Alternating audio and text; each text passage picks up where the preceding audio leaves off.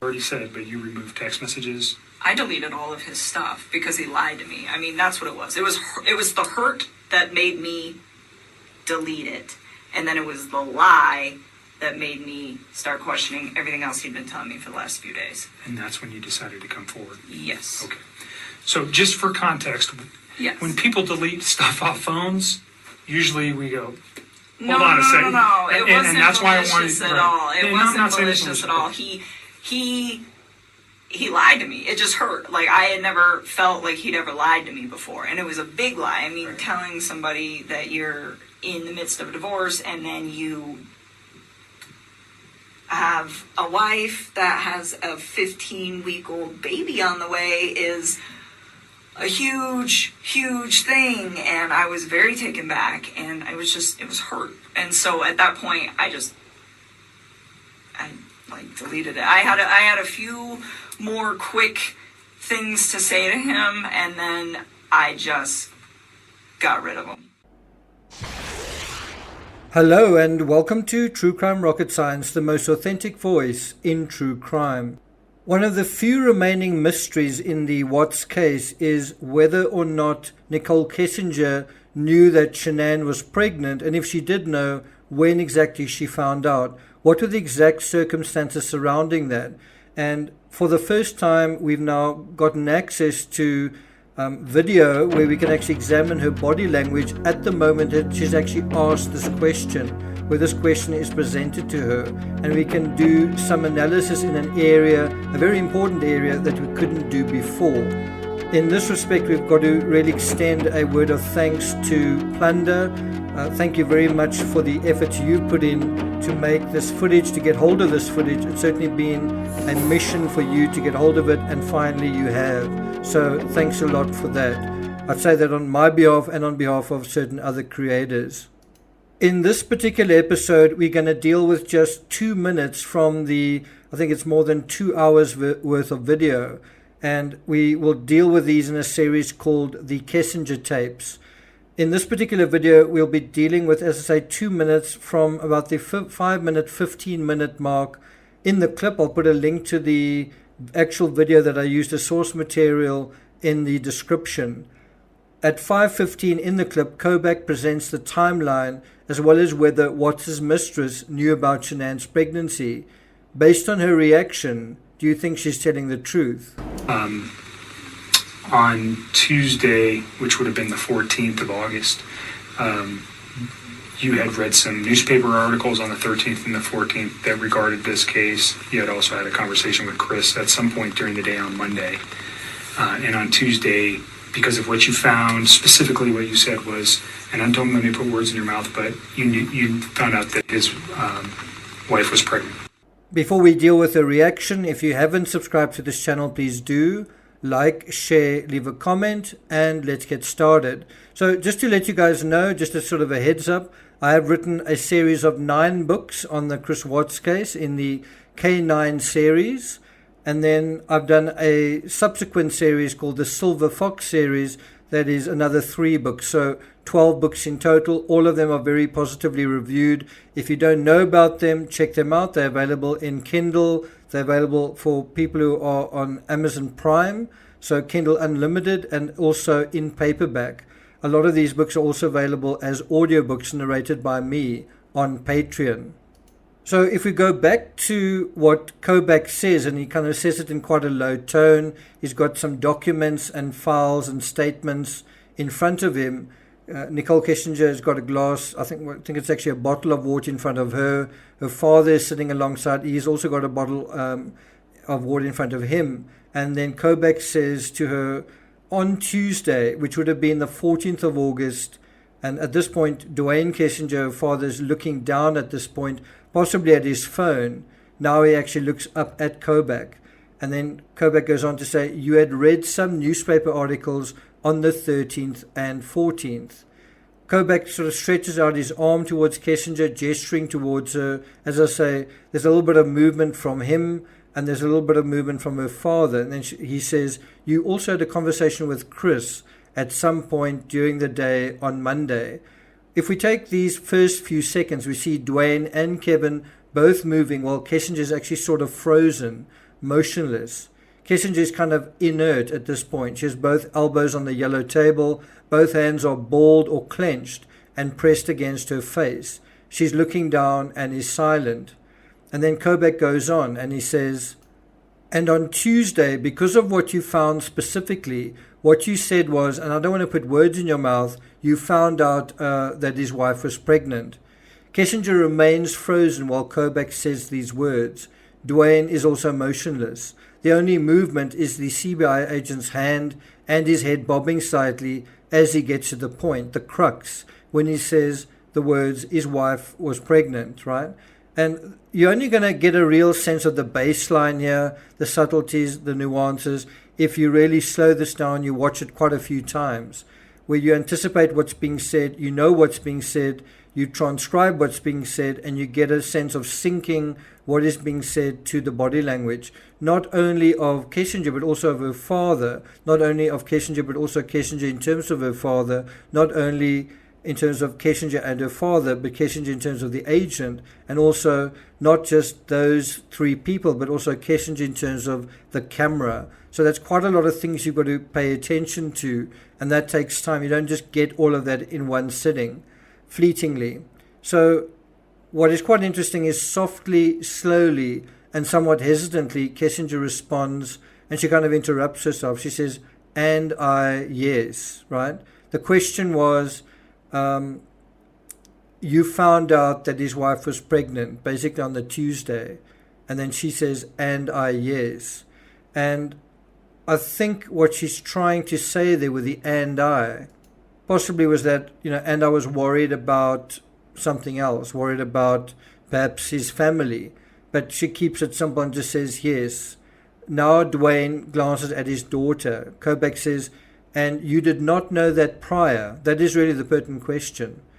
Dwayne glances back at Kobach, then quickly back at Kessinger. Kessinger, under her breath, gasping, almost uttered as a whisper, answers, no. Now, sometimes in true crime, when we do this sort of analysis, if someone gives a reinforcing answer, in other words, they say, no, there was no way that I knew that. In other words, they've got to say something to support the original answer. That often is a sign of not telling the truth. If you can give a straight no or a straight yes, that is often a sign of someone telling the truth. So just in terms of that, it seems like she's telling the truth. Of course, the fact that she's saying it under her breath, she can barely verbalize it, isn't a very strong no to begin with. And one's got to bear that in mind. Kobach then kind of asked the same question again, and he says, and you found that out via the newspaper articles. So he's kind of already asked that question. You didn't know that prior, and no, and you found that out, that she was pregnant via the newspaper articles. Kessinger nods now, moving deliberately for the first time, but still answering under her breath, just says softly, yes. Right now, both Kessinger's hands are dug in under her chin, almost hiding her mouth and lips. Let's listen to this portion now. During the day on Monday, and on Tuesday, because of what you found, specifically what you said was, and I don't let me put words in your mouth, but you found out that his wife was pregnant. Yes. And you did not know that prior, and you found that out via the newspaper articles, and that caused you concern. Well, I just realized that he... So all of this is playing out in sort of the last 20 seconds, just before the 6-minute mark in the video clip. I'll play that in the link, and you can play it alternately to listening to what I've got to say here. So right now, both Kessinger's hands are dug in under her chin, almost hiding her mouth and lips. Kobach says, and finding that, in other words, finding out that she was pregnant, caused you concern, right?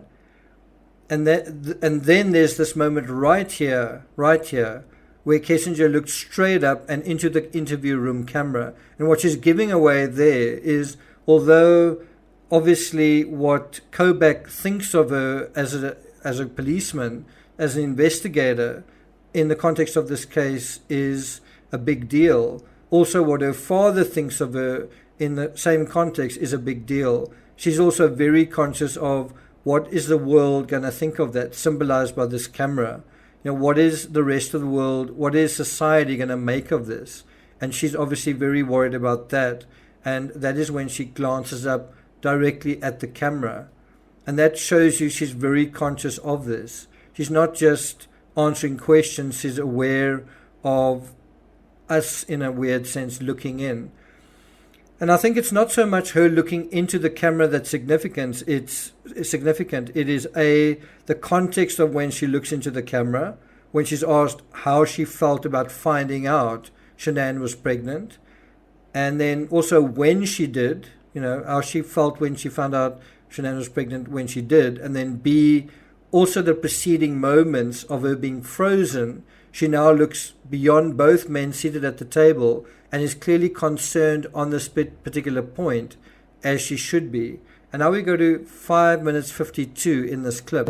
He was lying to me, and I was like, well, if you can lie to me about this, what else are you lying to me about? And it made me realize that maybe his wife was in danger at that point, and it was day two, too, and she still wasn't home. What did that cause you to do with your phone, though? So in case you missed that, Kessinger says, well, I just realized he was lying to me. That's in answer to Kobach saying, so, you found out that she was pregnant and that caused you concern. She says, well, I just realized he was lying to me. Now Kessinger sort of looks down and back at Kobach and moves her right arm across her chest. The left is still raised, and she's kind of effectively blocking her father. She's got her left arm on the table, the elbow still on the table, her right hand resting kind of on her bicep. She's totally blocking her father out, and she's looking towards Kobach, right? And Kessinger says, and if you can lie to me about this, what else are you lying about? Kessinger now is still moving. Now she crosses her arms in front of herself. Now she's very guarded. And you can imagine anyone in the situation would be, right? She's had an affair with not only a married man, but a woman who's pregnant, and now this is kind of the ambit of a police investigation, and she's been found out not just in a sort of small social way, but at something that is potentially going to blow wide open. It's going to become part of the media, and she's all too aware of that. She also does a very quick second look in the direction of the camera when she continues. She says, and it made me realize that maybe, and she glances up, his wife was in danger at that point. And it was day two. Another quick glance up at the camera, and she still wasn't home. Kobach says, what did that cause you to do with your phone, though? Right? And Kessinger then says, oh, when I deleted those, her voice rises. And it's almost like because he's taking on almost a different subject matter. In other words, she finds out that Shan'ann's pregnant and then kind of realizes the context of everything and then deletes things on her phone, right? And as soon as Kobach talks about that aspect, she seems to be quite enthusiastic. Yes, I'll be happy to answer that at length and with a raised voice. And she says, oh, when I deleted those, I was just kind of grossed out, to be honest with you. And also those words, to be honest with you, it could be reading a bit too much into this, but she may kind of be thinking, well, I wasn't completely honest about what I've just said. Now I'm going to be honest with you. Often when you say those words, to be honest with you, I mean, you should be being honest anyway. So you are saying, well, now I'm being honest with you. And in the context of her saying those words is another quick glimpse to the camera. It was also like, and she demonstrates with her hand, I don't know what's going on right now, but you just lied to me, and I don't want to see this come over my phone anymore. There's lots of reaction, lots of movement right here. Kessinger goes on to justify a decision to delete text based on the hurt and then also the lie. She sort of puts her arms down on one side of the table saying, he hurt me. And then she lifts them up, kind of puts them down on the other side and then says there's also the lie. She's very adamant in her gestures here as well.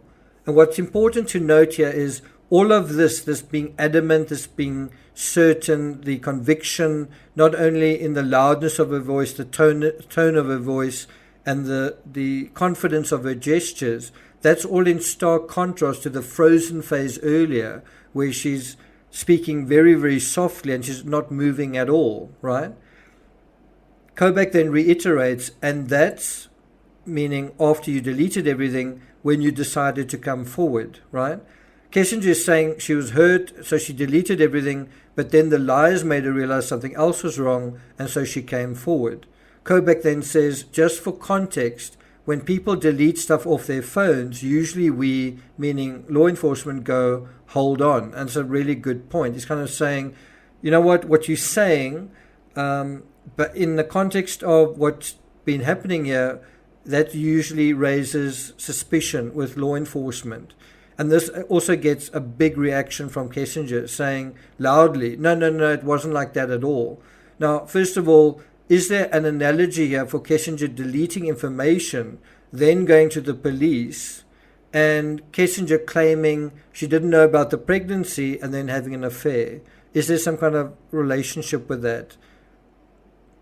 It's one of the main mysteries, as I say, of the Watts case. Did Kessinger know about the pregnancy from the beginning? I know there are quite a lot of people out there that I think insist that she did. They want Kessinger to be as horrible, as evil, as guilty as she possibly can be. So she knew from the word go that Shan'ann was pregnant, and she went after him, and she even murdered the children. You know, they want Nichol Kessinger to be as black and dark and horrible as she possibly can be. I don't know whether the people who think that have been the victims of someone, their husband cheating on someone themselves, and they're just projecting. But in order to know what happened in this case, not to project and not to know what horrible things you went through in a similar situation and how much you hate the other woman, you've really got to look at, and maybe also just how much you hate people that are kind of in a situation flirting with your partner or whatever in the past. What you really want to know here is, what is the situation in this case? Not what are your feelings about it, what are we actually seeing here? And Kessinger, did Kessinger know about the pregnancy from the beginning? If she did, it feels like she has a greater responsibility for what happened to 4 other people, Shan'ann, Bella, Cece, and the unborn Nico, right? I do think it's a little naive to believe she didn't know about the pregnancy at all. But I also think it's naive to think she knew about it and had the affair anyway. It's possible, of course, but if you think about it, she's single. She's kind of dating various people. She's like on a dating apps and so on. How many women do you know would kind of have an affair with a married man and his wife's just fallen pregnant? Aren't you going to be thinking, aren't you going to go back to your wife? Hasn't she just become pregnant because you love each other, right? I think most sort of normal women would be like, I don't really want to get involved in a situation like that. Now, what I think happened, this is my opinion based on having written a lot of books, is I think it's a combination of her not knowing and knowing. Think about that for a moment. I think what happened with the Watts family murders is a combination of the mistress not knowing everything that was going on and also knowing. And the mystery is really how much of the one, how much of the other. Also, at what point did she know more? And what did she do when she did know more, when she did find out? So I think it's a combination of her not knowing, and also a combination of her not knowing, meaning finding out what's lying to her, and her figuring out what she thought was happening, wasn't true. It would have made sense if she confronted him, for him to say Shan'ann was seeing someone else, she was cheating on him, meaning Shan'ann was cheating on him, and she was pregnant with someone else's kid. I don't know when he may have said that. It could have been prior to the Monday, but it could also have been that Monday. That, yes, she is pregnant, but she's pregnant with someone else's kid. And I think that is something that came up. And that is why, they were getting divorced, according to him. Because Shan'ann was the one actively trying to get divorced, actively leaving him. And why she left on August 13th. I mean, she left him for 5 weeks. So in a way, you can kind of imagine the mistress wanting to believe Chris Watts. She got feelings for him, and she kind of wants to give him the benefit of the doubt up until a certain point. and he's using that to his advantage. So when Kessinger said she was hurt and then realized what else he had lied about, I don't know if she was being truthful in the way it's sketched here, meaning when she found out. I do think she's truthful that when she did find out, whenever that was, she was hurt because she had been misled, and then realized later that he'd lied. On top of being misled, he'd lied, and then realized the extent of the lies, especially after August 13th and into August 14th. I think him doing the sermon on the porch and him having to account for things in a big way on August 13th meant that suddenly she got a heck of a lot of information, and suddenly she kind of had to make a call and make up her own mind. And in the same way, many of us didn't believe Chris Watts. She didn't either. But in the same way, some of us did believe his earlier versions, and then later on believed some of his second versions, but didn't really know what to believe. So I think in the same way that we were fooled and misled and didn't really know what was truth and what wasn't, the same kind of applied to her. And bear in mind, there's a bit of a difference. She's in love with him. She wants to be with him.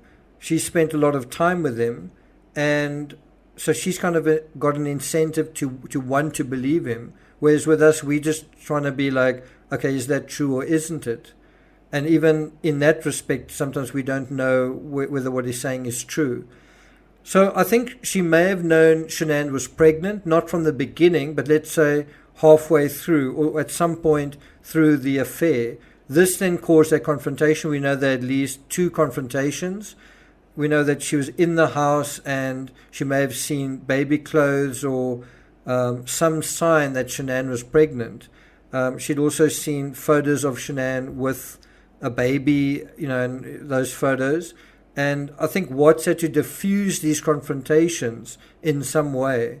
You could say, well, it wasn't his kid, that's why the marriage wasn't working. Or Shan'ann was actually straying from the marriage, that's why the marriage wasn't working. And, you may have said in this context of Shan'ann being pregnant with someone else's kid that he really wants a little boy. He may have kind of really laid it on thick, Shan'ann is pregnant, but it's someone else's kid. And you know what? I really want a little boy. And this made Kessinger sort of see the light in terms of the unpleasantness, which made her offer to give him the son he wanted. Remember, that came up. The other side of the story is that Watts was actively trying to bring about a miscarriage, trying to surreptitiously kill Nico. If Kessinger believed him, if she already knew about the pregnancy, knew that it wasn't his child, then why would it be necessary for Shan'ann not to have the baby? And this is where it helps to go into the discovery, not to just speculate, not to talk about what I believe, not to just pontificate and share your opinion, but go to what these people said in the discovery and look at what was said. And it kind of makes sense if you read what is there. Possibly he did this so that there wouldn't be a gender reveal, because I think he was terrified that if there was a gender reveal, Kessinger's friends would actually find out what was really going on. Also, it would reveal that it was his baby. It would also reveal, as I say, to Kessinger's friends that Shan'ann's baby was Watts' baby, the dude Kessinger was having an affair with. I think that's also the reason Watts gave for deleting his Facebook, because Kessinger's friends had found out about him around August 9th. And I think she told him that. Kessinger told him that. So I'm not going to take it further than that, but I think you'll agree that this video definitely adds another dimension to what we know and what we understand about this case. There's a lot of nuance in the behavioral analysis. And so if you guys enjoy this video, let me know, and I might do another one. In fact, I might do a series dealing with certain aspects where she says certain things that take our understanding of the Chris Watts case further. Again, I want to really thank Plunder for her efforts in getting hold of this video.